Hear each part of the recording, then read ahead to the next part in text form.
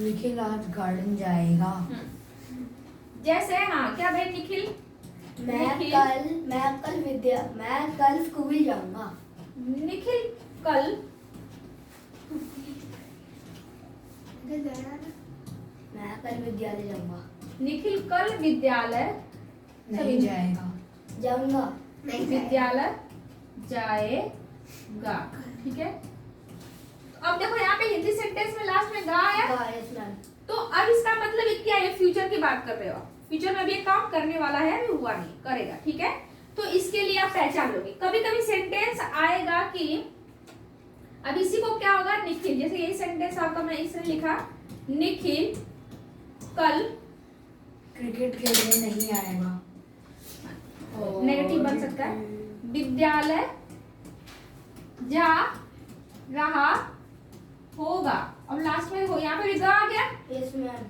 ठीक है, ये भी गा है, अब यहाँ पे रहा जुड़ गया। ठीक है, अब ख्याल करो, एक और बना रही हूँ सेंटेंस में। मैं थोड़ा, मेरी हैंडराइटिंग जल्दी लिखने की वजह से ऐसी है, आप लोग अच्छे से लिखना, मैं जल्दी की वजह से मेरा हैंडराइटिंग ऐसे है। थर्ड इसी का एक और बनाओ, जैसे निखिल कल विद्यालय,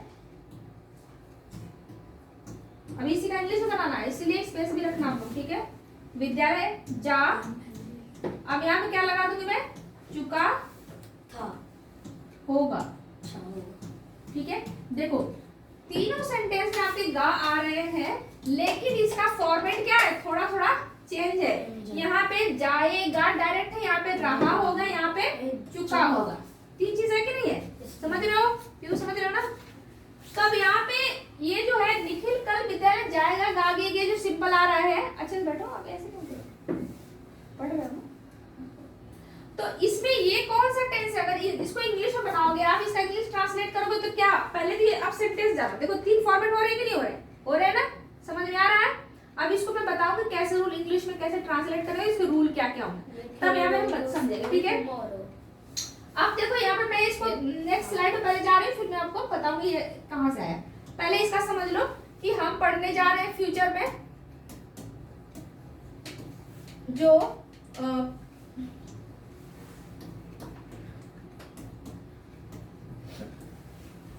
मैं फर्स्ट शुरू कर रही हूँ आपका सिंपल फ्यूचर टेंस। ठीक है, क्या शुरू करने जा रहे हैं, सिंपल फ्यूचर टेंस। तो इसके पहले हम शुरू करने से पहले हम रूल जान लेंगे। ठीक है, तो इसके अगर रूल में क्या है भाई, इसका स्ट्रक्चर क्या होता है, रूल क्या, तो इसके पहले हेल्पिंग वर्ब जानेंगे। हेल्पिंग वर्ब क्या होगा, हाँ बोलो मैम, विल शैल।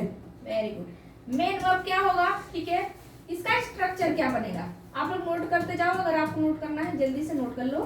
ठीक है, स्ट्रक्चर क्या होगा ये पहले समझ लो, इसके बाद में टाइम को नोट करना है। हेल्पिंग वर्ब क्या होगा, क्या बताया आपने, विल एंड और बताओ शैल। ठीक है, मेन वर्ब क्या होगा इसका, मेन वर्ब समझते हो, मतलब जिसको एक्शन वर्ब बोलते हो, क्या होगा, V1 होगा। ठीक है, मतलब V1 लगेगा, वर्ब का फर्स्ट फॉर्म लगेगा। ठीक है, और स्ट्रक्चर आप इसका बनाओगे तो क्या बनेगा बता दो, subject plus will shall plus V1 plus subject plus object plus helping verb plus V1 plus object. No ma'am, यही हो। इसी को विल शैल को ही आप क्या बोल सकते हो, हेल्पिंग वर्ब बोल सकते हो ना। हाँ, अब इसमें भी देखो यूज क्या है, देखिए आपने स्ट्रक्चर, निखिल समझ में आ रहा है ना, ये स्ट्रक्चर बनेगा। विल किसके साथ यूज करोगे, क्या क्या सब्जेक्ट के साथ यूज करोगे, मैम सिंगुलर नहीं बच्चे सब कर ऐसा सकते नहीं हैं है। हम, सबके साथ करोगे ऐसी बात नहीं, बट आप एक तरीके से ग्रामेटिक सुनो, विल आप सब, विल सभी के साथ यूज होता है, आपका जो एडवांस इंग्लिश चल रही है सभी के साथ विल होता है, लेकिन ग्रामेटिकली अगर आपके ग्रामर पोर्शन में ऐसे आता है डिफरेंशिएट करने के लिए, तो आपको दो डिफरेंशिएशन है उसको याद रखना है। ठीक है, वैसे तो आप, हम ज्यादातर प्रोनाउंसिएशन बोलते हैं स्पोकन में तो विल ही हर जगह यूज करते हैं। ठीक है, आपके बुक में भी कई जगह आपका वो देखोगे, जो मैं बताऊंगी उस तरह के एग्जांपल दिया हुआ, तो समझो विल किसके साथ यूज करते हो, शैल किसके साथ, शैल केवल यूज बताया आई एंड वी के साथ वाले शैल यूज बोला है, और अदर सब्जेक्ट के साथ क्या यूज होगा, विल यूज होगा। जैसे क्या क्या अदर सब्जेक्ट होंगे, शी, ही, और क्या हो सकता है, इट, सिंगुलर, प्लूरल, दे और अदर क्या हो सकते हैं, नाउन और अदर हो सकते हैं, ठीक है, नाउन्स I भी हो सकते हैं। ठीक है, हाँ नाउन्स प्रोनाउन ये उनके साथ विल यूज कर सकते हो, ऐसा बोला आपके बुक का रूल है, मैं बता दे रही हूँ, ख्याल करना, ठीक है। ऐसा कभी जैसे ऑप्शन दे दे कि इसमें आई विल और शैल में से ऐसे सब्जेक्ट के साथ कौन यूज करोगे, तब आप इसको ध्यान दोगे, तभी आपके नंबर उसमें जुड़ेंगे, तब आप कर पाओगे, क्योंकि वो यही जानना चाह रहा है कि आप क्या जानते हो कि विल और शैल किसके साथ यूज होता है, तभी वो क्वेश्चन बनाएगा। बात समझ में आई, ठीक है, इतना क्लियर हुआ कि नहीं हुआ। अब हम समझते हैं कि इसका एग्जांपल्स क्या क्या होंगे, वो समझते हैं, ठीक है। तो अब हम देखते हैं एग्जांपल्स, तो मैं इसको इरेज करती हूँ। अब मैं उस वाले रूल को समझाऊंगी आपके, जो मैंने हिंदी वाला बनाया था, उसका ट्रांसलेट पहला क्या था, निखिल विद्यालय जाएगा। Ma'am Nikhil will go to school विद्यालय tomorrow। जाएगा। निखिल, ठीक है, निखिल कल है ना, Yes ma'am, Nikhil will go to school tomorrow.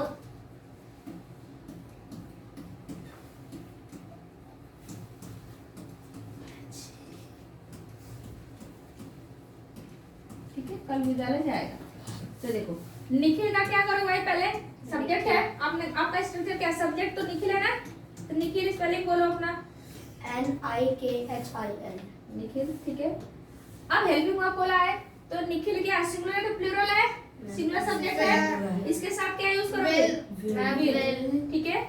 अब इसके बाद प्लस क्या यूज है, निखिल विल गो, ठीक है, go। अब जाना है तो जाने के लिए क्या करोगे, हाँ गो, गो, ठीक है, निखिल विल गो। अब क्या यूज करने हैं आपके, विद्यालय ना, तो विद्यालय और कल ये सभी ऑब्जेक्ट में आ जाते हैं, तो क्या लिखोगे, Nikhil will go School School tomorrow। School tomorrow। Tomorrow, ठीक है, स्पेलिंग में गलत होगी थोड़ा सा, आप लोग देख ऐसे बनेगा, ठीक है। अब यहाँ पे ये ऐसे सीधे बना, केवल जाएगा है, ये पहला रूल जो मैंने लिखा था हिंदी का। अब यहाँ पे होगा कि जा रहा होगा, तो रूल क्या हो जाएगा, चेंज हो जाएगा। ऐसे मान ली जाएगा, जाएगी, जाएगा, ऐसा आए ना, गागी गे आए, तो ये आपका सिंपल क्या होगा, फ्यूचर टेंस है, उसके साथ क्या विल शैल यूज करोगे, और क्या वी का कौन सा फर्स्ट फॉर्म यूज करके आप बना दोगे, ठीक है। अब जहां सेंटेंस में रहा रही आएगा, रहा रही जा रहा होगा, खा रहा होगा, पढ़ रहा होगा, वो क्या हो जाएगा आपका फ्यूचर कंटिन्यूअस टेंस हो जाएगा ना। तो अभी हम दूसरा वाला पढ़ेंगे। अब इसका नेगेटिव बनाना हो तो क्या करोगे, Nikhil will not go to school tomorrow। हाँ, हमेशा नेगेटिव सेंटेंस कब नॉट कब लगता है, हेल्पिंग वर्ब के बाद, will not go to school tomorrow, ठीक है, स्कूल टुमारो, ठीक है, टुमारो। अब इसी को इंटरोगेटिव बनाना Ma'am, हो will तो Nikhil go school tomorrow? हाँ, वेरी गुड। अब इसको इंटरोगेटिव बनाने हैं, इसको निकाल रहे हैं, दो तरीके के इंटरोगेटिव बनते हैं, ठीक है। इंटरोगेटिव कितने टाइप से बनते हैं, मैम इसका तो ऐसे बन सकता है, will Nikhil ठीक है। इंटरोगेटिव टू टाइप्स के बनते हैं, कौन कौन से, जल्दी बताओ। एक होते हैं यस नो टाइप, ठीक है, यस नो टाइप का एक होता है क्या, WH वर्ड से बनते हैं, क्या बनते हैं, WH family। WH वर्ड से बनेंगे आपके, ठीक है। तो ये टाइप के क्वेश्चन बनेंगे। तो यस नो का कैसे बनते हैं, जब आप हेल्पिंग वर्ब पहले लाते हो उससे बनाते हो। ये हमेशा क्या होते हैं, यस नो क्वेश्चन केवल यस या नो में जवाब। जैसे मैंने बोला कि मैंने बोला कि आर यू फाइन, मैंने बोला ना आर यू फाइन, मैंने बोला ना, तो आर यू फाइन, देखो मैंने जिस एग्जांपल बोला आर यू फाइन, या तो क्वेश्चन मार्क लगा है, तो यहाँ पे आंसर क्या दोगे, या तो बोलोगे यस या तो क्या बोलोगे आंसर नो, दो ही चीज है।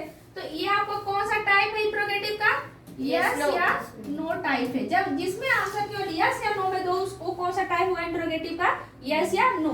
तो वैसे सेंटेंस कैसे शुरू होंगे, हमेशा हेल्पिंग वर्ब से। देखो ये हेल्पिंग वर्ब कौन सी थी आपकी, आर हेल्पिंग वर्ब है ना, इज एम आर किसकी हेल्पिंग वर्ब है, प्रेजेंट कंटीन्यूअस। आप सही से बैठो, पिटाई करोगे, दूर दूर बैठा दूंगी।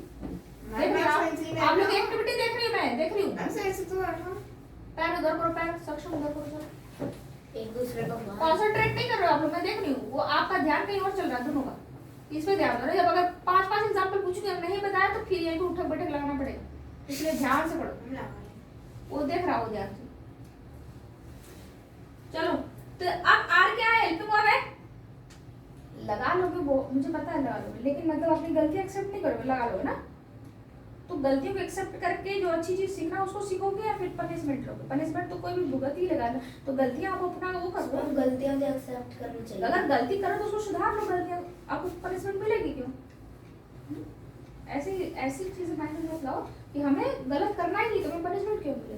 मैम काश आप ये बोलिका को सिखा देती। बच्चे हम क्लास कर रहे हैं, हमें ऐसे नाम नहीं किसी का, ठीक है? और आपको पता ही है कि हम पढ़ रहे हैं और क्लास रिकॉर्ड हो रही है, तो जरूरी नहीं है। पास्ट पास्ट होता है, ठीक है, प्रेजेंट प्रेजेंट। चलो आर हेल्पिंग वर्ब है, अब इस तरह से चलो उसका बनाओ, फ्यूचर का बनाओ आप, यस नो टाइप। विल लगा दो, क्या पहले will you go there, will you go, क्या तुम जाओगे? नो, ऐसे लिखो, क्या तुम कल जाओगे? नो, ठीक है। Will you go tomorrow? No, ठीक है। तो देखो यहाँ पे विल आ गया पहले, तो ये यस नो टाइप हो गया ना, ठीक है।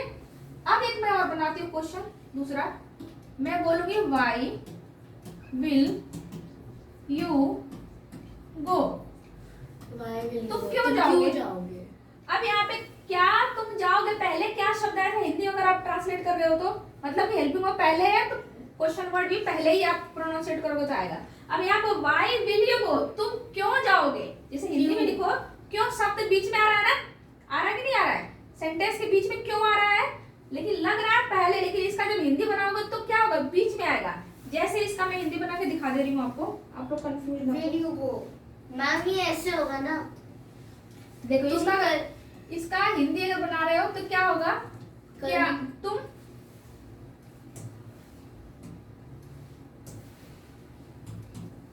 तुम क्यों जाओगे?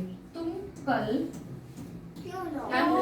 मैम तुम्हारा तो लिखा ही नहीं। जाओगे, कोई बात नहीं, मैं बोल रही थी, लिखा नहीं था, ओके, ठीक है। यहाँ पे देखो क्यों क्या बीच में आ गया, Yes, इसका ma'am. मतलब इसका ट्रांसलेट हम जब करेंगे तो पहले क्यों की अंग्रेजी बनाएंगे व्हाई, ठीक है, फिर क्या बनाएंगे हेल्पिंग वर्ब, ठीक है, जो रूल हमारा, फिर बनाएंगे हाँ हेल्पिंग वर्ब, फिर subject why will you go tomorrow, ठीक है, ऐसे बनेगा हमारा। अब यहाँ पे क्वेश्चन मार्क समझ में आ गया, ये जब ऐसे ना समझ में आए तो हिंदी उसका लिख लेना, ठीक है, कि तुम क्यों जा रहे हो ऐसा बात, तो फिर जब देखना कि बीच में आ रहा है ना, इसका मतलब ये शुरू किससे होगा, क्वेश्चन वर्ड से ही शुरू होगा, ये ट्रांसलेशन हमारा, ठीक है। अब इसका इस वाले का देखो विल यू गो, तो अब इसका मैं जरा हिंदी लिख के बताती हूँ आपको क्या होगा, Will you go? क्या तुम जाओगे? जैसे क्या होगा, क्या तुम जाओगे? तुम जाओगे?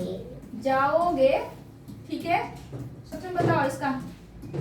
अब ये कैसा, देखो क्या शब्द, मतलब ये क्या है, इंट्रोगेटिव शब्द है, क्वेश्चन वर्ड है कि नहीं है, क्या, क्यों, कहाँ, कैसे, कब, ये सभी क्या होते हैं, क्वेश्चन वर्ड होते हैं हिंदी में, इंग्लिश में हाउ, व्हेन, वेयर, जो भी है, और भी ये सभी क्या होते हैं, हेल्पिंग वर्ब होते हैं, ठीक है, क्वेश्चन वर्ड होते हैं।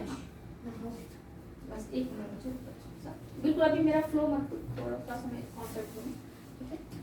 क्या तुम जाओगे, ठीक है, तो अब देखो क्या शब्द पहले आ गया, ख्याल करना, तो इसका हम ट्रांसलेट क्या करेंगे, अब लगा देंगे हेल्पिंग वर्ब पहले, विल, ठीक है, यू गो, ठीक है, विल यू गो, मतलब हो गया, इतना बात समझ रहे हो, अगर कल लगा रहे हो तो कल लगा देना, जोड़ दो टुमारो, ठीक है, समझ में आया कि नहीं, कैसे हम बनाएंगे, जब कभी भी दो तरीके के इंट्रोगेटिव होते हैं, यस नो टाइप और एक WS टाइप होता है। WS टाइप का मतलब कि देखो यस नो टाइप होता है तो वो जब शुरुआत होगा बनेगा तो हेल्पिंग वर्ब से बनेगा, और जब भी आपके क्वेश्चन वर्ड से होंगे जो क्वेश्चन, तो वो उसका शुरुआत किससे होगा, पहले ही क्वेश्चन वर्ड से ही होगा उस आपके इंट्रोगेटिव का, समझ गए आप लोग, ठीक है। आपकी बुक में है तो एक बार रिवाइज करना तो समझ में आएगा, ठीक है। तो अब इतना पास समझ में आया, सिंपल फ्यूचर का गा गए, विल लगाएंगे, V1 लगाएंगे, सब्जेक्ट है, हेल्पिंग वर्ब है, V1 है, देन ऑब्जेक्ट लगा के हम क्या कर देंगे, बना लेंगे, ठीक है। अब हम दूसरा क्या पढ़ेंगे, सेकंड फ्यूचर कंटीन्यूअस टेंस, इसकी हेल्पिंग वर्ब आप ढूंढ के रखो, आप लोग देख के जल्दी से, क्या है जल्दी से, कौन देखो बताता है मैम क्या बनाना है? इसके हेल्पिंग वर्ब रूल्स क्या क्या होंगे, जल्दी से बताओ मैम सब्जेक्ट प्लस स्ट्रक्चर नहीं, helping verb, helping verb will be will, shall be, हाँ वेरी गुड, फ्यूचर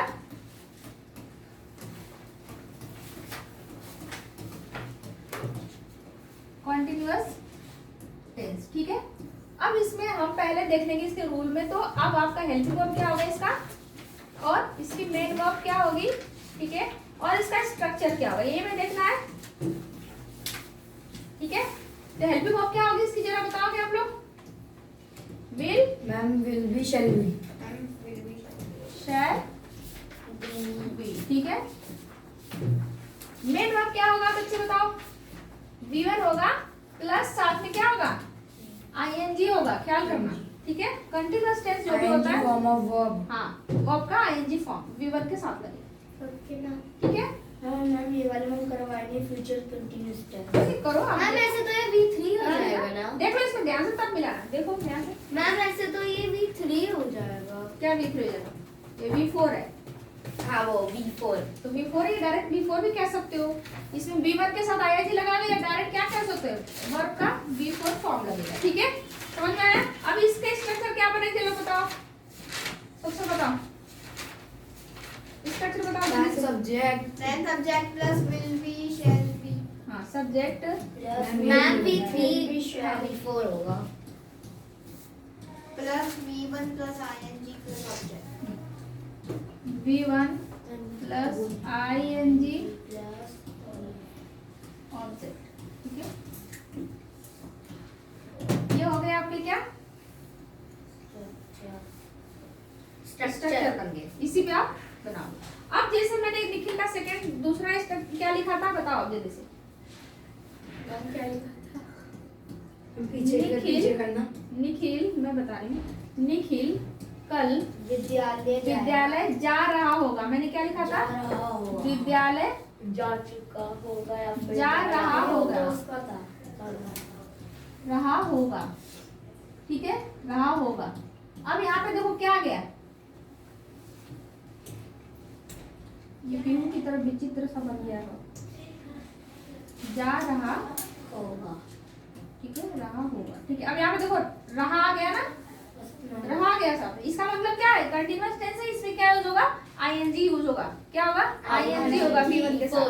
अब इसका ट्रांसलेट करो चलो। निखिल विल बी, हाँ, विल बी, चलो निखिल तुम ट्रांसलेट करो, ये इस स्ट्रक्चर को देखो बताओ। Nikhil will be going to school tomorrow. Nikhil will be going to school going, tomorrow नहीं आएगा, ठीक है, टू निखिल विल गोइंग है, अच्छा विल बी ना, स्कूल। टुमारो अगर कल है तो कल को टुमारो, ठीक है, नहीं आएगा ना, कल है ना, लिखा है उसके अंदर कल, ठीक है। देखो अब ख्याल करना, मैंने दूसरा सेंटेंस क्यों ऐसा लिखा था, रहा है जहाँ पे वहां पे क्या लगेगा, आईएनजी फॉर्म लगेगा, ठीक है, हमेशा ख्याल करना फर्स्ट के साथ। अब यहाँ पे देखो ये क्या हो गया, आपका सब्जेक्ट हो गया, ये क्या हो गया, हेल्पिंग वर्ब हो गई, ठीक है। ये क्या होगा, V1 हो गया प्लस इसके साथ क्या हो गया, आईएनजी हो गया कि नहीं हो गया, इक्वल ठीक है? V4 और ये सभी क्या हो गए, ऑब्जेक्ट हो जाएंगे। क्या हो जाएंगे, ऑब्जेक्ट। स्ट्रक्चर समझ में आ रहा है, कर लोगे। अब नेगेटिव बनाओ जरा आप लोग। हाँ, आप नेगेटिव बनाओ इसका। नेगेटिव कैसे करोगे, जहाँ पे दो हेल्पिंग वर्ब्स आ Nikhil will be not going to school tomorrow.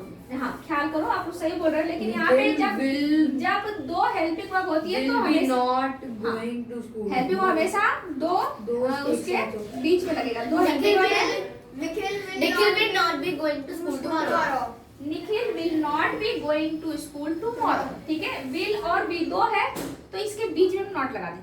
कभी कभी किसी में 3 आती है हेल्पिंग वर्ब, जैसे इसी का परफेक्ट पढ़ोगे तो विल हैव, आपका विल हैव हो जाएगा, हाँ विल हैव होगा। अभी परफेक्ट पढ़ोगे ना कंटीन्यूअस, तो विल हैव बीन हो जाएगा, 3 हो जाएगा उसका स्ट्रक्चर तो उसमें दो हेल्पिंग वर्ब के बाद तीसरे के बीच में लगाओगे, तब ऐसे होता है। तो फिलहाल बी नहीं होता, किसमें, विल हैव बीन, बीन होगा, ठीक है, बीन।